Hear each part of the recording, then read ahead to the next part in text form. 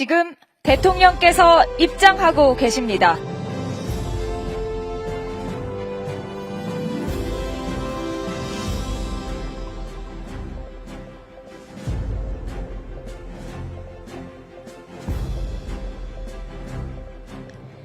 먼저 국민의례가 있겠습니다. 참석자 여러분께서는 정면에 있는 국기를 향해 주시기 바랍니다. 몸이 불편하신 분들께서는 자리에 앉으셔서 예를 갖춰주시면 되겠습니다. 국기에 대하여 경례.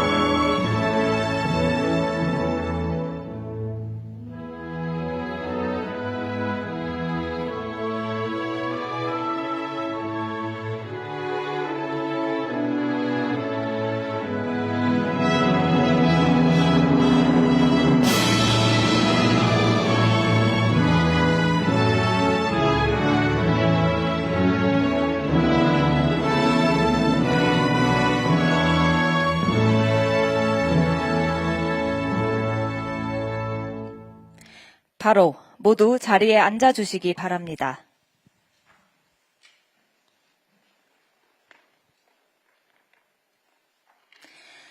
네, 오늘 이 뜻깊은 자리에 함께해 주신 모든 분들께 진심으로 감사드립니다. 환영합니다. 노동이 존중받는 나라, 함께 만드는 상생의 미래, 전국 민주노동조합 총연맹 초청 간담회를 본격적으로 시작하겠습니다. 오늘 간담회는 노동계와 정부가 신뢰와 존중의 마음으로 얼굴을 맞대고 노동존중 사회와 상생의 미래를 함께 모색하기 위해 마련됐습니다. 그럼 먼저 대통령님의 모두 말씀이 있겠습니다. 네, 민주노총 관계자 여러분, 이렇게 만나게 돼서 참으로 반갑습니다. 여러분들 별로 안 바꿔온 거예요? 많이 어려우시죠? 이게 지금 일반적으로도 어려운 상황인데 지금 중동 전쟁 때문에 또 상황이 점점 악화되고 있는 것 같습니다. 우리 국민주권정부는 노동 존중 사회를 위한 나름의 정책적 노력을 최선을 다하고 있습니다. 그런데 아마 노동계에서 보기에는 많이 부족할 거예요. 근데 국정이라고 하는 게 노동계만을 대표할 수도 없고, 그렇다고 또 산업계만을 대표할 수도 없는 거죠. 경영계만을 위할 수도 없고, 저희는 양자를 적절하게 잘 조정해서 노동도 존중되고 또 산업 경제 발전도 또 추진해야 될 그런 입장에 있습니다. 좀 부족하긴 하지만 그래도 노동조합법 개정이나 또 노동절 명칭 복원, 공휴일 지정 같은 제도적 성과도 있습니다.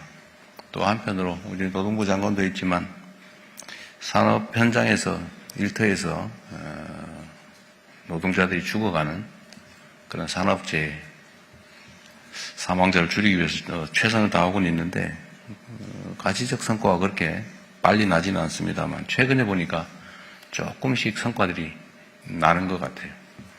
어쨌든 일하러 갔다가 일터에서 죽어가는, 살기 위해서 노력하다가 죽음을 맞는 그런 일은 최소화될 수 있도록 노력하겠습니다. 산업재해를 줄이는 문제는 우리가 제도적으로 노력도 하고 정책적으로 노력도 하지만 노동계에서의 참여도 중요한 것 같아요. 그 산업 현장의 안전시설 미비나 안전조치 부족 문제는 정부의 단속만으로는 어려워서 노동계도 그 단속이나 사전 관리에 좀 많이 참여해 주면 좋겠습니다. 물론 거기에 인력이 소요될 수 있는데 거기는 제가 노동부 예전에 얘기한 것처럼 일종의 일부 비용을 우리가 지원하는 방법도 있을 것 같고요. 감시원들을 노동계에서 충원하는 방법도 있을 것 같습니다. 완전히 더 지킴이 위촉하고 있습니다. 아, 그래요? 하여튼 규모를 좀 늘리면 좋겠고요. 특히 소규모 산업 현장에서 산업재해가 줄어들지 않고 있는 게 문제인데 정부로서도 가능한 방법이 뭔지를 잘 찾아보겠습니다. 또 현장에서의 임금 격차 문제나 고용 안정성의 문제도 사실은 매우 심각하죠. 근데 제가 노동계에 좀 부탁드리고 싶은 건 이런 겁니다. 사실 우리가 아주 오랫동안 성장 드라이브 정책을 취해오면서 노동계에 대한, 노동자에 대한 탄압이 일상화된 측면이 있어요. 그게 이제 아주 오랜 시간 동안 계속되다 보니까 노동계에는 아마도 그 일종의 트라우마 같은 게 있어서 어떤 실용적인 정책 같은 데에 대해서도 본능적인 반감이 있을 수 있습니다. 저는 충분히 이해합니다. 또 한편으로 보면 예를 들면 이런 거죠. 어떤 노동자를 보호하기 위한 정책이 전국적으로는 노동자들에게 전체적으로 오히려 피해를 끼치는 경우가 있어요.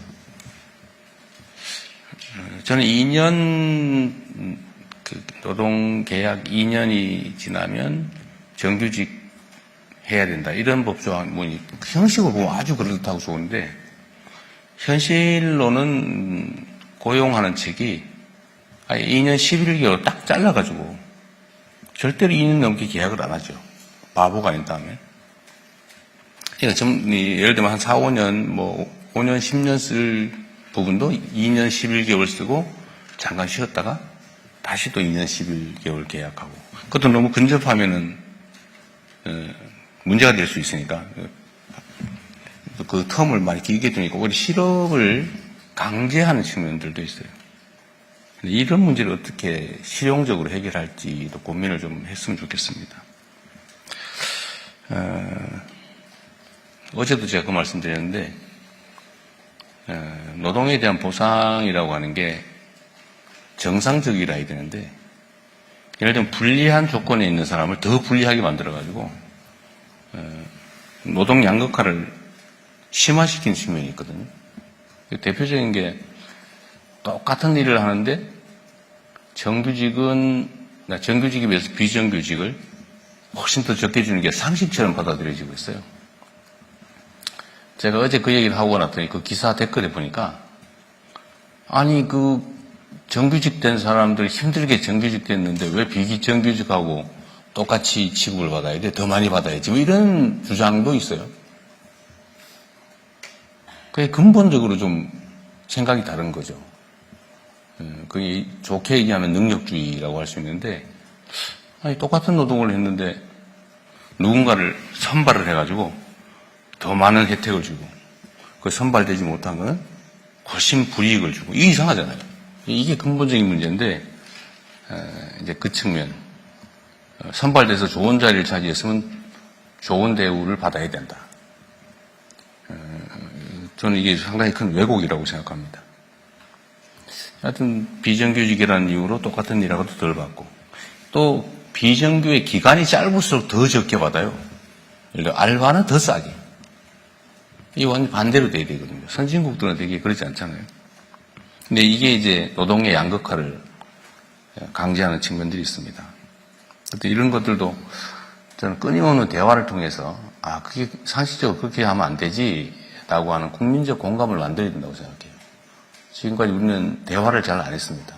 그냥 싸웠죠. 싸우니까 편이 갈려가지고 서로 일방적인 주장만 하고 개선은 안 되고 대립과 갈등은 격화되는 문제라고 생각합니다. 터놓고 얘기해야죠. 화나고 뭐 그러더라도 얘기해서 팩트에 기반해서 상식적인 결론은 서로 내주고 이해관계가 달라서 합의할 수 없는 건 또 그런 거 싸워야 되겠죠. 또 그러려면 저는 이 대화를 일상적으로 공식적으로 하는 것도 필요하겠다. 저는 민주노총이 그 사회적 대화 기구에서 아주 탈퇴한 지 오래됐죠. 뭐 이해합니다. 갔더니 뭐 이용만 당하고 말도 못하게 해놓고는 형식적으로 회의 몇 번 하고는 막 마치 대화를 엄청 한 것처럼 일방적으로 결정해서 다수결 해놓고 이거 화나죠. 그거 가서 그냥 그야말로 들러리 그러니까 화나죠. 그러니까 안 하는 게 차라리 낫겠다. 뭐 그 점도 이해해요. 근데 최소한 우리 정부 안에서는 좀 그러지 않았으면 좋겠다는 게 제 생각입니다. 정부는 아직도 여전히 믿기 어려워서 국회 사회적 대화에 참여하시는 것 같아요. 나를 못 믿어서 그런가. 아니면 어차피 이재명 대통령도 잠시 있다가 떠날 거니까 어차피 정부의 본질은 변하지 않는다 그렇게 생각해서 그런지 모르겠는데, 근데 국회도 마찬가지예요. 국회는 오히려 더 빨리 굴지도 몰라. 어쨌든 신뢰라고 하는 게 필요하겠죠. 또 신뢰라고 하는 게 쉽게 생기지는 않습니다. 신뢰도 자산이라고 하는데 그 많이 인출해가지고 쉽게 말해서 평소에 많이 훼손되면 믿을 만한 일도 못 믿게 되죠. 그게 우리 사회가 싸우고 업보라는 생각이 듭니다. 또 한편으로는 어쩔 수 없는 측면이 있었을지도 몰라요. 예를 들면 뭐 절대 빈곤을 벗어나는 게 급선무이다 보니까 일단 좀 참자, 견뎌라. 그리고 힘 약한 쪽이 좀 더 피해를 입었던 거 아닌가 싶어요. 이제는 그렇게 가서는 안 된다는 생각이 듭니다. 우리도 이제 선진 강국에 반열에 올랐고, 그러면 노동도 존중되고 일터도 안전해야 되고 부당한 양극화도 없어야 하고, 또 그러려면 결국 사회 문화, 사회적 제도를 통째로 바꿔야 되는데, 그러려면 정말 진지한 대화가 필요합니다. 그리고 우리 사회는 이제 합리적인 주장을 받아들일 준비도 되어 있고 충분히 그럴 만한 역량도 있습니다.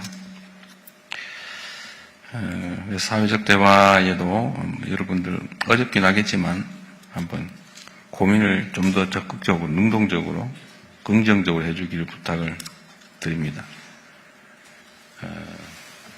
노동 문제 해결을 위해서는 이게 노동자들이 처한 본질적인 그 약자성, 약자의 위치라고 하는 게 언제나 문제가 되죠. 해결하는 방법은 전통적으로 역사적으로 증명된 게 있습니다. 조직해서 집단적으로 교섭한다. 안 되면 집단 행동으로 실력을 행사해도 된다. 소위 노동삼권이라고 하는 게 헌법에도 보장되고 있는데, 이게 이제 단결권이 충분히 확보되지 못하니까 실효적으로 과연 노동삼권이 작동하고 있느냐에 대해서는 의문이죠. 저는 요새 그 소상공인들도 좀 집단적 교섭을 허용하고, 단체 행동은 어떻게 될지 모르겠지만 최소한 단결권은 허용해야 된다. 그러니까 사안별로, 뭐 납품업체끼리 또는 체인점끼리 아니면 뭐 지점끼리 뭐 이렇게 집단적으로 교섭할 수 있는 기회를 권질러 줘야 된다. 지금 현재는 공정거래법에 의해서 다 처벌되고 있어서 다 금지되고 있죠. 노동자들은 더 본질적으로 약자라서 노동조합의 조직률을 좀 향상할 수 있도록 저는 권장하는 말씀을 자주 드려요. 이게 그냥 종전에는 노동자들이 무슨 조직 활동을 하면 이거 빨갱이 취급하고 이거 공산당 아니냐 뭐 이런 식의 그 인식들이 있었는데, 그것도 극복해야 되고, 또 하나는 정부 차원에서 노동조합의 조직률을 높이기 위한 정책 같은 게, 실현 가능한 정책이 있으면 하고 싶은데 잘 생각이 안 나요. 그것도 노동계에서 이런 조치가 필요하다라고 하면 저희가 적극적으로 검토하도록 하겠습니다. 어렵게 만든 자리이긴 한데 앞으로도 좀 자주 오면 좋겠고요. 가능하면 똑같은 취 차원에서 좀 따로따로 보지 말고 한국노총, 민주노총 같이 보면 좋겠어요.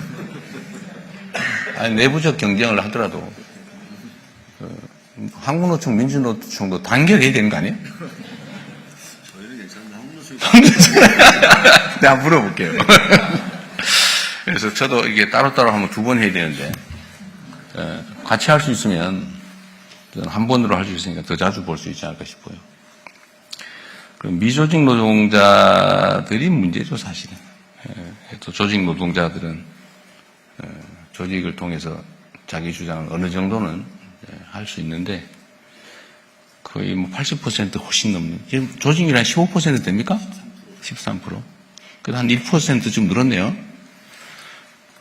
그래서 85% 이상 되는 미조직 노동자들은 정말 오갈 데 없이 개별적으로 어려운 입장에 처해 있는 것 같습니다.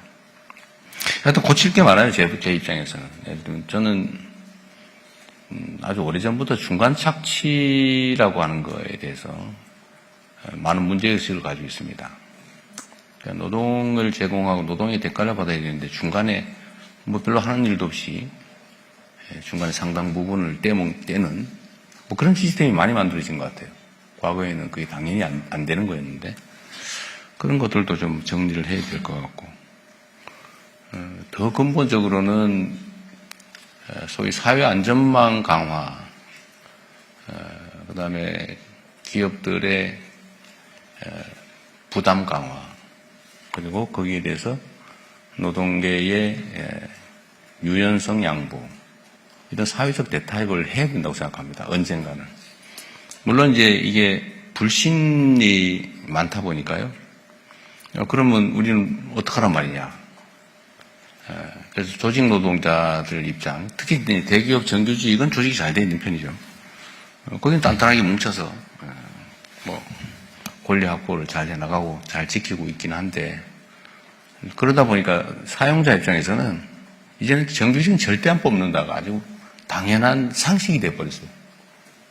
그러니까 기존에 조직된 노동자들 정규직 입장에서는 확실하게 자기 위치를 찾겠지만 그분들의 자녀들, 다음 세대들은 정규직의 자리를 결코 누릴 수가 없겠죠. 뭐, 와서 오직 답답하면 일부 노조에서 새로 뽑을 때는 노조원 동의받아 뽑아라. 뭐 이런 거 하는데 아예 안 뽑는데 어떡할 거예요. 그래서 일정수 고용 규모를 유지해라. 뭐 이런 투쟁도 하는 것 같더라고요. 근데 그게 되겠습니까, 그게? 결국은 노동자들의 전체적인 처우 개선, 위상 강화를 위한 일들이 결국은 궁극적으로는 노동자들의 처우나 위상을 약화시키는 결과가 되는 것 같습니다. 근데 이 얘기를 하려고 그러니까 자기한테 불리한 측면이 딱 떠오르는 거예요. 절대로 그 얘기 말도 꺼내면 안 된다. 그런 생각들도 있어요. 저는 이제 말을 꺼내는 편인데 누군가 얘기해야 되지 않습니까? 그리고 신뢰를 쌓아야죠. 지금은 해고되면 너무나 불이익한 아주 위험한 상황에 처하니까 실제로 양보하기 어렵고 그러니까 사용자들은 절대 정규직 안 뽑고 다 웬만하면 다 하다못해 뭐 사내 하청 또는 뭐 이렇게 파견 근로 뭐 이런 희한한 방법들을 다 동원해가지고 심지어 1년 11개월만 쓰고 온갖 그 꼼수 이게 다 작동을 하는 것 같습니다. 그래서 이거를 단기간에는 저는 쉽지는 않을 거라고 봐요.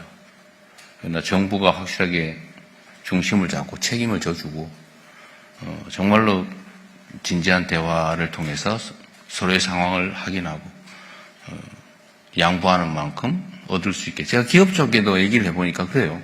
자기들은 추가의 부담을 할 생각이 있다. 고용 유연성을 확보할 수 있다면 생산성이 올라가고 자기들은 경영상 좋아지는 점이 있으니까 양보할 수 있지만 노동계가 그거 하겠냐? 절대로 안 하겠지. 뭐 이렇게 얘기를 해요. 노동계 입장에서 또 당연하겠죠. 그거 어떻게 믿냐? 그것도 이해하죠. 뭐 정부가 책임을 사실 이때까지 안 졌으니까요. 결국 주요 주체인 경영, 노동, 정부 얘기는 정말로 진지한 대화를 해야 됩니다. 여러분도 대통령이라는 사람이 또 우리 또 괴롭히려고 그러는 거 아니냐 하는 생각을 할 수 있는데 저는 뭐 그럴 생각은 없어요. 저는 국가 발전에서 저는 경제 성장과 발전도 정말로 중요하거든요. 그러나 그 과정에서 누군가 피해를 봐서도 안 되고 또 누군가가 그걸 독점해서도 안 되고 그러려면 다 손잡고 가야 됩니다. 그래서 제가 일종의 도박을 했는데 보통 옛날에 노동부 하면 노동탄압부라고 그랬잖아요. 실제로 그랬어요.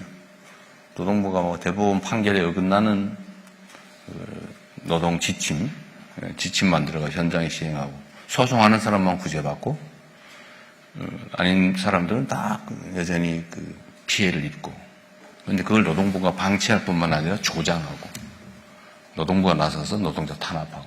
옛날에 많이 그랬죠. 요새는 안 그러시죠? 그래서 이게 비정상이다. 노동부는 노동을 보호하는, 노동자들이 하면 좋겠다. 그리고 산업부는 또 산업 현장 출신이 하면 좋겠다. 그래서 해놓으면 막 싸우지 않을까, 그런 걱정들이 되잖아요. 그래서 제가 그런 얘기했습니다. 장관들끼리 싸우면 현장에서 덜 싸운다. 근데 장관들끼리 안 싸우고 편을 먹으면 현장에서 싸우게 돼요.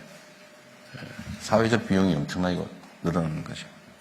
다행히 요새 보니까 두 분이 김정관 장관하고 잘 지내죠? 네, 뭐 진지하게 얘기를 해요. 어제 얘기가 좀 길었는데 오늘도 여러분들 자유롭게 의견 말씀하시고요. 또 뭐 저희가 이미 하고 있는 것도 있을 테고 또 새로운 의견도 있을 거고, 우리 정책에 대해서 지적하거나 아니면 뭐 비판할 것도 있을 텐데 자유롭게 하십시오. 하시고, 다만 제가 이 간담회를 해보니까 너무 말이 길어가지고, 내가 지금 말이 긴데 평소에 자주 안 보면 말이 길어요. 가급적 요약해서 많은 분들이 다 의견을 말씀하실 수 있는 기회를 만들면 좋겠습니다. 여하튼 환영합니다. 그리고 고생 많습니다. 예, 대통령님 말씀 감사합니다.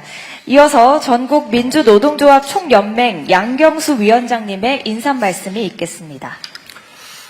저희는 저만 좀 길고 나머지는 2분 이내로 줄이겠습니다.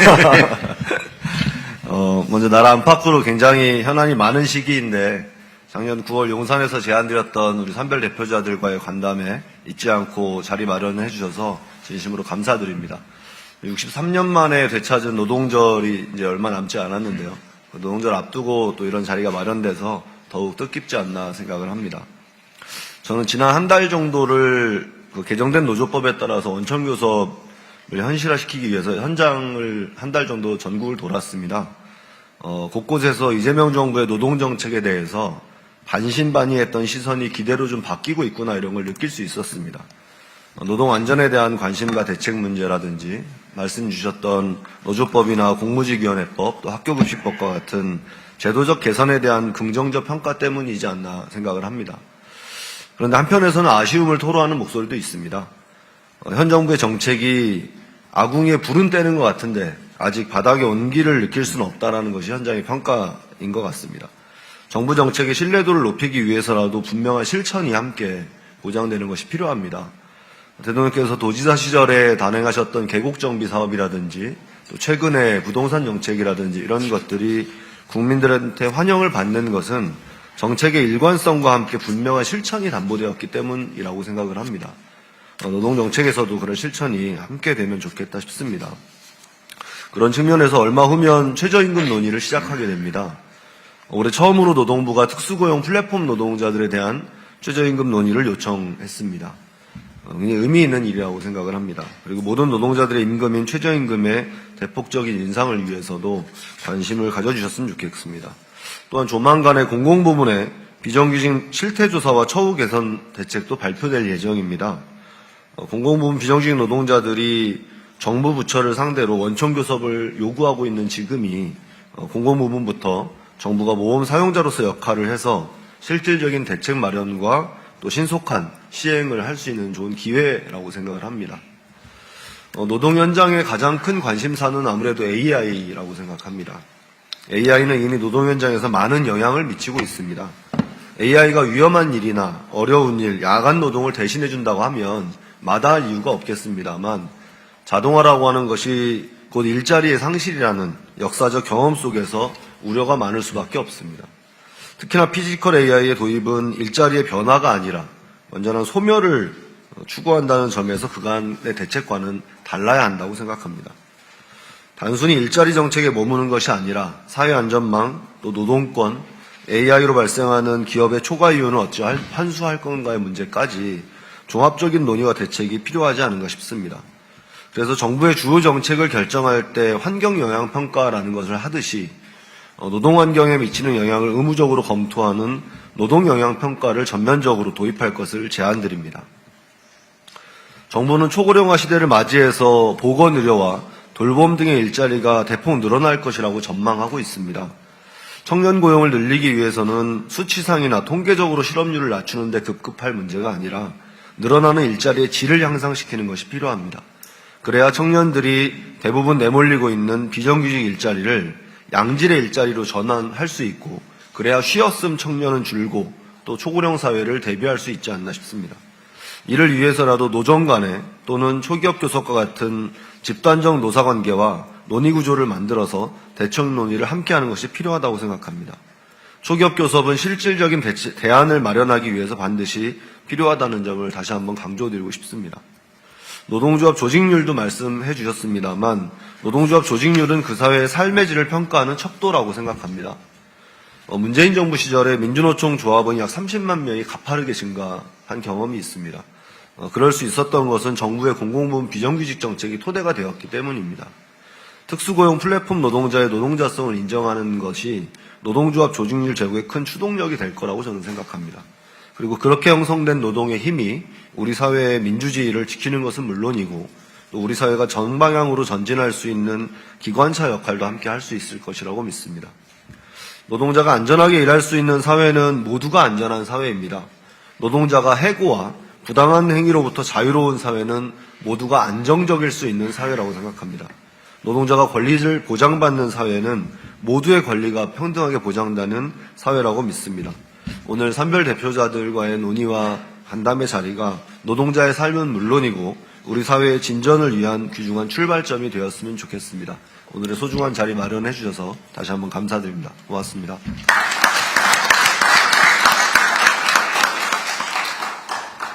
개별적인 우리 위원장님들 말씀 듣기 전에 제가 우리 양 위원장님 말씀에 대해서 일부 의견을 얘기해 주는 게 차이 낫겠죠? 네. 다 맞는 말씀이시고요. 인공지능 도입 관련해서는 저도 좀 걱정이 커요. 근데 이거 피할 수 있겠냐? 피할 수 없겠죠.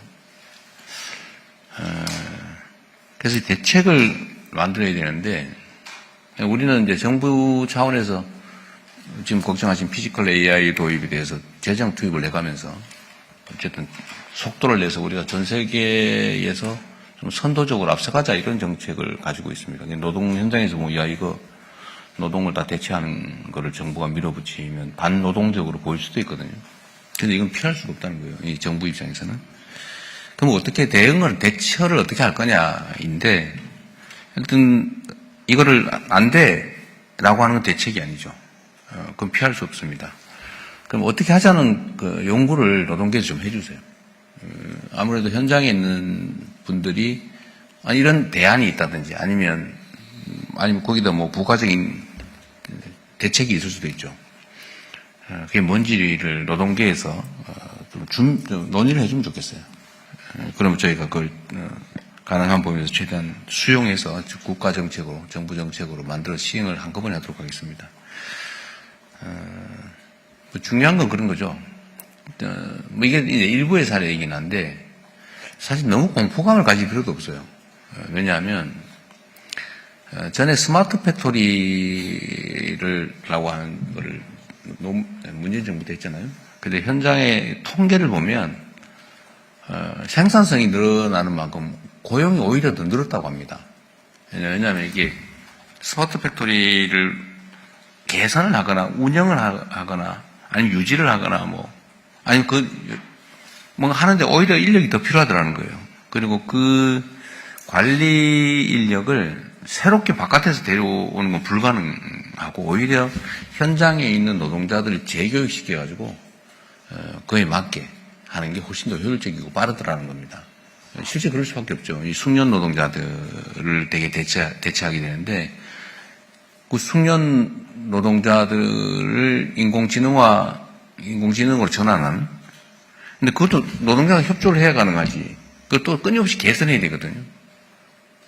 물론 인공지능 스스로 해나가는 것도 있겠지만, 그러나 사람의 도움 없이는 불가능하죠. 기본적으로. 그래서 이거를 인공지능에 대한 공포감도 없애고 인공지능에 대한 지식도 쌓고 어떻게 활용할지 좀 주체적으로 그 일을 오히려 하는 연구를 해야 될 것 같은데 그건 정부에서만 하긴 좀 어려워요. 그 실제로 현장과 결합해가지고 같이 연구하고 만들어가야 되거든요. 특히 피지컬 AI는 더더욱 그런 것 같아요. 숙련 노동을 로봇으로 대시하는 거잖아요. 그럼 노동자들의 협조나 관리 없이는 불가능합니다. 그래서 그 부탁을 한번 드리고요. 이 회피할 게 아니라 오히려 적극적으로 대응을 했으면 좋겠다. 노동계가. 필요하면 우리도 뭐 재정이든 인력이든 다 함께 지원하면 되니까요. 그래서 현장의 시각으로 인공지능 도입에 대해서 공동 대응을 해 나가면 좋겠습니다. 그 하나 부탁을 드리고요. 또 한 가지는 이제 이게 세상 사람들이 가진 오해인데 지금은 많이 없어지긴 했는데 여전히 있어요. 노동자들이 파업을 해가지고 극한 투쟁을 해가지고 회사를 망하게 한다 그런 인식이지 않습니까? 회사 망하게 하면 지 일자리도 없어지는데 그럴 사람들이 어디 있어요? 그러나 그렇게 오해하기도 하고 그렇게 선전하기도 해서 그런 인식들이 여전히 좀 남아 있습니다. 그리고 실제로 그렇게 발전하는 경우가 있어요. 정말 극단적으로 악화돼가지고 감정이 악화돼가지고 차라리 뭐 망해버리자 해가지고 실제로 폐업하고 가버리는 데가 있어요. 사업 유지가 가능한데 노동자들은 회사에 대한 애정은 그냥 증오심만 있고 회사도 노동자들에 대한 적대감이 워낙 크다 보니까 차라리 문 닫아버리자 이런 경우가 없지 않잖아요. 뭐 그런 경우도 있고 또 여타의 이유로 회사들이 이제 사업을 더 이상 안 할 경우에 노동자들이 인수해서 난 그 사업을 할 수도 있다고 생각하고 그걸 좀 권장했으면 싶습니다. 제 생각에는. 그리고 뭐 아시겠지만 제가 국가의 공공 서비스 위탁 사업들은 가급적이면 제가 성남에서 했던 청소 용역 회사처럼 사회적 기업 노동조합, 사회적 노동조합 차라리 이런 데에다 좀 맡기도록 유도해 가다가 나중에는 그게 좀 자리를 잡으면 법정화할 생각도 있어요. 근데 지금은 아직은 아닙니다. 이게 충분히 준비되어야 되죠. 그래서 노동자들의 그 사업 인수도 좀 노동계에서 좀 논의를 해주면 어떨까 싶어요. 우리도 정부 차원에서 좀 적극적으로 지원을 할 생각입니다. 이게 경제 부문 분야에서 협동조합의 비중을 좀 늘려야 되거든요. 근데 이게 하나의 방법일 수도 있을 것 같습니다. 그리고 마지막으로 아까 제가 잠깐 말씀드렸는데 이것도 한번 고민을 많이 해 주십시오. 그런 요구가 많아요. 2년제를 정하고 있는 법이 뭐죠? 기간제법. 기간제법. 네. 그게 이제 결국은 2년을 넘는 경우에는 상시 고용으로 전환하기 위해서 만든 법인데 사실은 이제 2년 이상 절대 고용 금지법이 되어버렸어요. 이거를 좀 현실적으로 대안을 좀 만들면 좋겠다. 논의를 좀 하면 좋겠다. 이게 보호하자고 하는 게 사실은 보호는 그냥 방치 강제법이 되어버렸어요. 그럼 그 얘기를 좀 부탁을 한번 드리고요. 우리 다른 분들 의견을 좀 듣도록 하겠습니다. 예, 두 분 말씀 감사합니다.